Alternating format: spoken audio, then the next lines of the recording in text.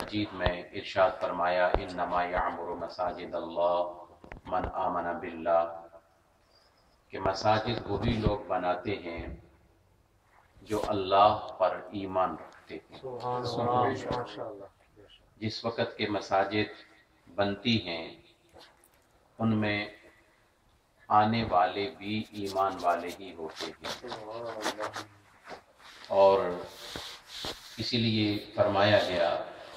کہ مساجد کی تعمیر کے بعد اس کی آبادی ذکر اللہ ہے،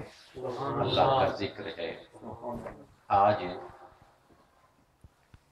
درس کے حوالے سے چند لمحات مسجد شریف کی امپورٹنس جو ہے، اہمیت جو ہے، اس کے بارے میں تھوڑی سی بات کریں گے تاکہ ہمیں مسجد کا کرائٹیریا اور مسجد کا ایک حصہ اور باؤنڈری اور اس کے اندر ہونے والے کام اس سے ہم واقف ہو جائیں۔ مسجد اس جگہ کو کہتے ہیں کہ جہاں بندہ اللہ کی بارگاہ میں اپنی نیاز جبیں، جس کو پیشانی فورہیڈ کہتے ہیں، خدا کی بارگاہ میں جھکا دے، اپنا سر جھکائے اور سبحان ربی الاعلی کی صدا بلند کر لے۔ مسجد ڈے ون سے، جب سے یہ زمین بنی ہے،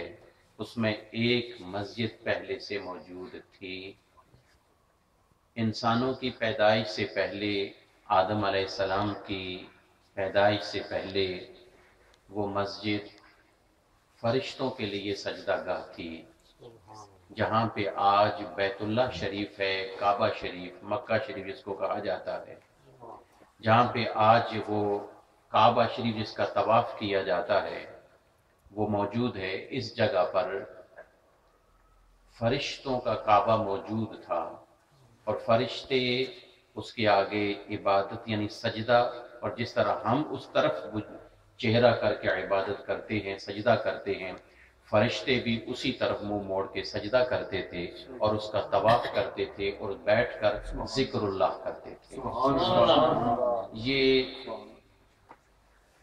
2 سال، 100 سال، 1000 سال نہیں، بلکہ اگر یوں سوچا جائے کہ ٹریلین یعنی ایئرز، اور یعنی اس میں لایا جائے، ملین کو چھوڑیں، ٹریلین پہ چلے جائیں، اس سے بھی آگے، جب سے اللہ نے زمین بنائی ہے تب سے وہ جگہ قائم ہے اور عبادت کا مرکز بنی ہے۔ جب اللہ سبحانہ و تعالی نے آدم علیہ السلام کو بنایا، اور یہ تخلیق کا مرحلہ اس طرح ہے کہ اللہ سبحانہ و تعالی نے پہلے نور بنایا، وہ نور محمدی صلی اللہ علیہ وسلم ہے، پھر اس کے بعد اللہ تعالی نے فرشتے بنائے،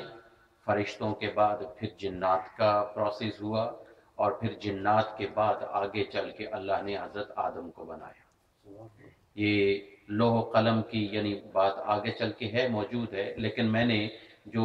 موومنٹ والے ہیں، جو عبادت کرنے والے یعنی مخلوق ہے اللہ کی، ویسے تو یسبح لہ ما فی السماوات والارض، زمین میں ہر ذرہ اس کی تسبیح بیان کرتا ہے، اس کی عبادت کرتا ہے، لیکن جو خاص مخلوق کی جو عبادت کے لیے بنائی ہے وہ پہلے حضور کا نور مبارک ہے، اور پھر اس کے بعد فرشتوں کا نور ہے، پھر اس کے بعد جنات ہیں، اور پھر اس کے بعد ساری کائنات مکمل کرنے کے بعد اللہ تعالیٰ نے حضرت آدم علیہ السلام کو بھیجا۔ اور ساری کائنات کے مکمل کرنے کی مثال اس طرح سمجھ لیں کہ جس طرح آپ اپنا گھر رہنے کے لیے سارا ڈیکوریٹ کر لیتے ہیں، بنا لیتے ہیں، سجا لیتے ہیں، بلب بھی لگا لیتے ہیں، پینٹ اور پیپر بھی کر لیتے ہیں، پھر اس کے بعد اپنے گھر والوں کو رہائش کے لیے وہاں بلاتے ہیں۔ اللہ نے یہ زمین و آسمان سجا کے، سارا بنا کے، تمام ضرورتیں مکمل کر کے، پھر اللہ نے حضرت آدم علیہ السلام کو یہاں پہ بھیجا، اور آدم علیہ السلام نے یہاں پر آ کر آبادی شروع کی۔ آدم علیہ السلام کچھ عرصہ ٹھہرے، اور آدم علیہ السلام کو اللہ نے جنت میں بھیج دیا۔ آپ کے ساتھ آپ کی زوجہ صاحبہ اماں حوا علیہ السلام تھیں، جو آپ ایک مرتبہ لیٹے ہوئے تھے، اور آپ کی بائیں پسلی سے یعنی لیفٹ سائڈ سے جو ربس تھیں، ان سے اللہ نے ان کو پیدا کیا، اور اس کے بعد ان کو جنت میں بھیج دیا، اور جنت میں اللہ سبحانہ و تعالیٰ نے جتنا چاہا ان کا قرار کیا، وہاں پہ ٹھہرے، اور پھر اس کے بعد ایک سبب بنایا زمین پر اتارنے کے لیے، ایک درخت کو سبب بنایا، اور اس درخت کے ذریعہ سے اللہ نے پھر ان کو زمین پہ واپس بھیج دیا۔ جب واپس زمین پر بھیجا تو اللہ سبحانہ و تعالی نے آدم علیہ السلام کو مالدیپ کے پہاڑ وغیرہ جو سرندیپ کے پہاڑ جو ہیں ان کے پہاڑوں پر اتارا گیا، اور پھر اس کے بعد جو غالباً سری لنکا کے پہاڑوں میں سے آتے ہیں، اور اماں حوا علیہ السلام کو جدہ پر اتارا گیا۔ یہ جو سمندر کا کنارہ ہے اس جگہ کو جدہ ہے، جدتن ہے یعنی دادی، اس کا جگہ کا نام ہے دادی کا گھر، تو اس وجہ سے یہ جدہ آج بھی یہ مشہور ہے، اور آج بھی اماں حوا علیہ السلام کی قبر جو معروف ہے وہ جدہ میں موجود ہے۔ تو وہاں پہ اتارا، اور پھر اس کے بعد اللہ تعالیٰ نے ان دونوں کو ملایا، اس میں 100 سال بھی ہے، اس میں 150 سال بھی ہے، اس میں 300 سال بھی ہے، مختلف طریقوں سے عرفات کے میدان میں ملایا۔ اور اسی لیے عرفات کے میدان کو عرفہ اس لیے کہتے ہیں کہ عرفہ کہتے ہیں پہچان کو، انٹروڈکشن کو، انٹروڈیوس کرانے کو، کسی نے ان دونوں کو آمنے سامنے کرا کے انٹروڈیوس کرا لیا، یعنی انٹروڈکشن ہو گئی، یہ آدم ہے، یہ حوا ہے۔ 200 سال کے بعد، 100 سال کے بعد یا 300 سال کے بعد وہ آپس میں ملے، اور جو جس پہاڑی کے اوپر یعنی حاجی 9 ذی الحجہ کے دن عرفات کے میدان میں حج کرتے ہیں، اور جس پہاڑی کے اوپر چھوٹا سا ایک وائٹ پلر لگا ہوا ہے، وہ جگہ ہے ان دونوں کے ملنے کی۔ اس کے بعد وہاں سے مکہ کی طرف آئے، مکہ شریف کی طرف آئے تو صفا پہ حضرت آدم علیہ السلام بیٹھے۔ صفا کہتے ہیں یہ صفا سے ہے،